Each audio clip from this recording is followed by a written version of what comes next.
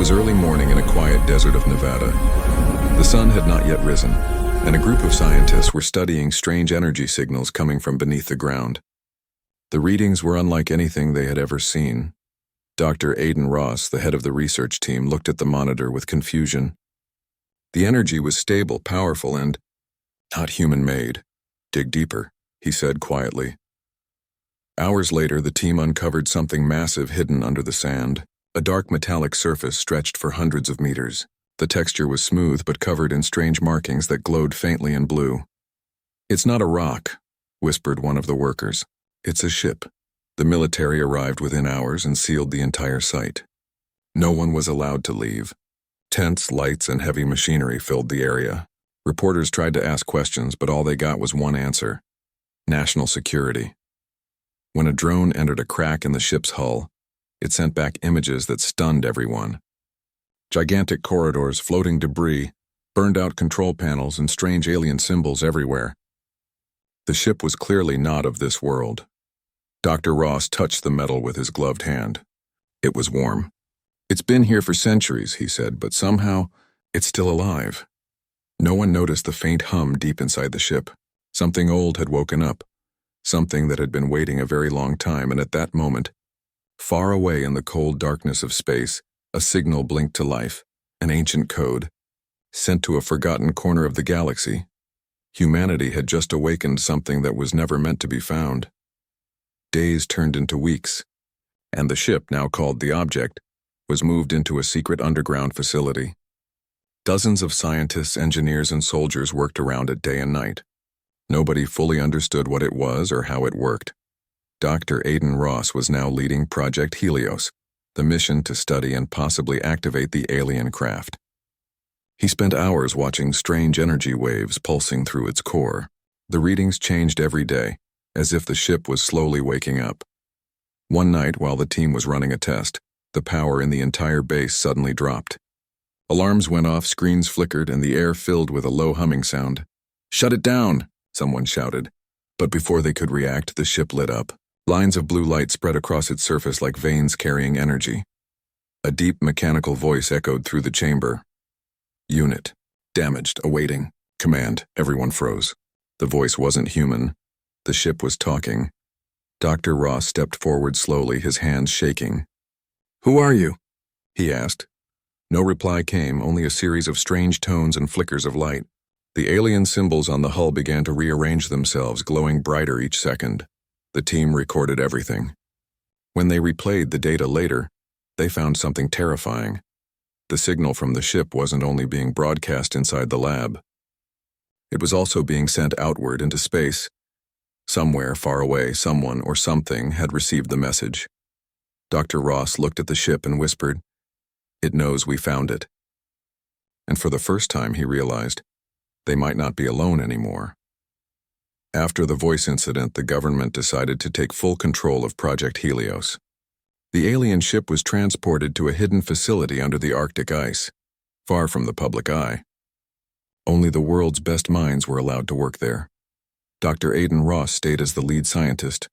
Every day he studied the alien symbols, the energy core, and the strange voice that sometimes whispered through the walls. The ship was damaged, yes, but it wasn't dead. It was waiting. Using data collected from the wreck, humans started learning fast. They discovered that the metal wasn't just metal. It was living technology, self-repairing, adapting, growing stronger. It was like a machine that could think for itself. Years passed. Piece by piece, humanity began rebuilding the ship. They added human AI, new energy reactors, and quantum controls. The mix of alien and human tech changed everything. It wasn't the same ship anymore. It was something new. When the ship finally powered up, the entire base trembled. The lights dimmed, then flared bright blue. The systems came online one by one. The hull shifted and reshaped itself, as if the ship was stretching after a long sleep. Dr. Ross stood in front of it and whispered, "Welcome back." The ship responded with a calm voice, designation updated. New identity confirmed. I am Erebus. For a brief moment, everyone in the control room went silent. Humanity had just built its first living warship, but far beyond the stars, alien sensors caught a faint signal. A long-lost signature they never thought they'd see again.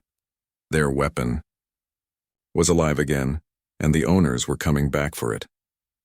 2 years after the activation of Erebus, Earth had changed. The ship became the center of a new era, an age of unity. Nations that once fought now worked together, building fleets, training pilots, and studying alien technology. Humanity was stronger than ever before, but peace never lasts forever. One night, deep space observatories picked up something unusual. Strange signals, old-coded and powerful, were approaching from beyond Neptune. At first, scientists thought it was a natural phenomenon, but soon images appeared on the telescope screens. Dozens of ships, massive, glowing, alien. Dr. Aiden Ross's heart sank when he saw the patterns on their hulls. They matched Erebus perfectly. The original creators were back. Within hours, Earth went on high alert. Satellites went silent.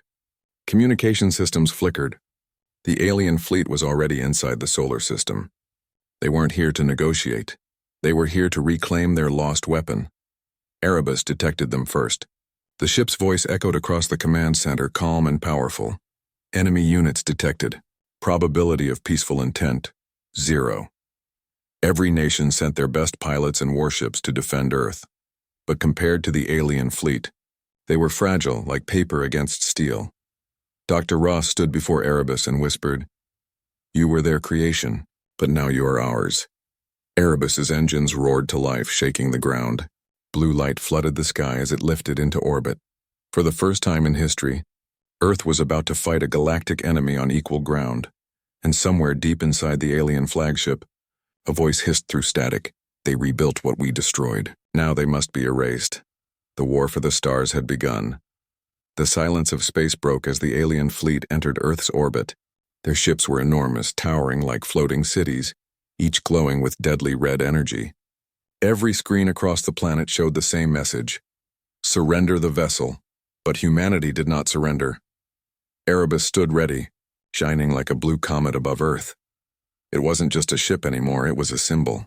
Inside the command deck, Dr. Aiden Ross watched the radar fill with red dots. Hundreds of enemy vessels. Still he smiled faintly. Let's show them what humans can do. Erebus launched forward faster than light itself. Its plasma cannons fired blinding beams that tore through alien armor. The ship moved like it was alive, dodging, striking, learning. Every hit it took, it adapted. Every shot it fired, it improved. The first alien squadron fell in minutes. Humanity cheered from Earth. For the first time, they were fighting back and winning. But the alien mothership was unlike anything they had ever seen. It was the size of a moon, covered in shifting armor that absorbed energy. It fired a single massive beam directly at Erebus. The ship shook violently. Systems failed. Lights dimmed. For a moment, it seemed over. Then Erebus spoke, its voice calm but powerful. Adapting. Redirecting energy. Counterstrike ready. The ship absorbed the enemy beam into its core, glowing white-hot. With one final surge, it fired it all back. The sky lit up like a second sun as the alien mothership exploded into fragments. Silence returned to space. The alien fleet broke formation and fled. Earth had done the impossible. The weapon that was once alien now belonged to humanity. The battle was over. Silence filled the skies where fire once burned.